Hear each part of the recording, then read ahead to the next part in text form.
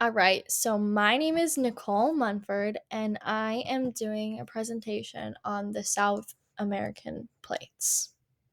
All right, so the South American plate. The South American plate boundary is the smallest major plate. The diverging plate motion creates some of the youngest oceanic crust on the planet. So over here we got the picture of where the American plate is. Plates. The other plates that are around the American plate um, are the African plate, which is over here. And then we have the Caribbean plate, which is right here around it. And then we have the Nazca plate, which is right here. So as you can see, they're all surrounding. Right here is the South American plate, and we can see that they are all surrounding. We also got an Arctic plate surrounding it as well. So cool stuff. Some boundaries that the plates have. So the South American plate has convergent boundaries, as we can see over here.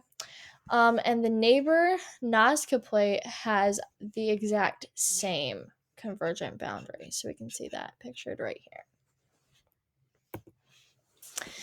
here. Some movements with this plate. So the South American plate moves approximately 27 to 34 milligrams in about a year to 1.3 years.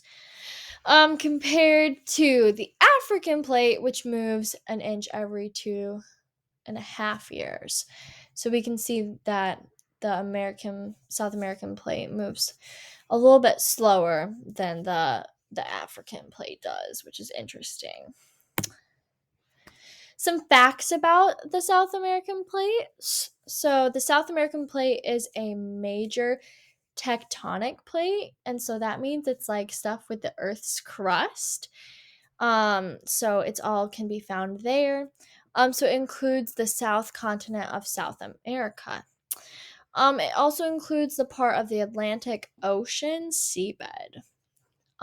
This also exists east to the African plate, as we could see in pictures before, and they meet at the southern part of the Mid Atlantic Ridge.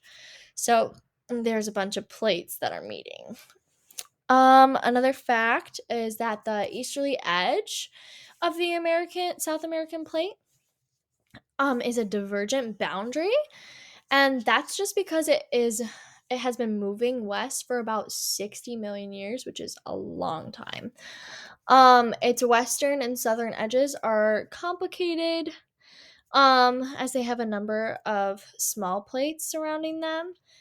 And then the Nazca plate, which surrounds the South American plate, as we saw before, um, it's on the western edge and is moving. It's moving under the South American plate, which is interesting.